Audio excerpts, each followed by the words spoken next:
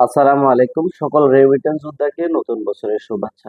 যদিও রেমিটেন্স যোদ্ধাদের জন্য নতুন বছর পুরাতন বছর কোনো পার্থক্য নেই। 365 দিনে 365 দিনই তাদের জন্য এক একটা দিন, এক একটা মাসের মতো। তারপরও নতুন বছরে সেই সকল রেমিটেন্স যোদ্ধাদের শুভেচ্ছা জানাই, যাদের অক্লান্ত পরিশ্রমে বাংলাদেশের অর্থনীতির চাকা এখনো সচল রয়েছে।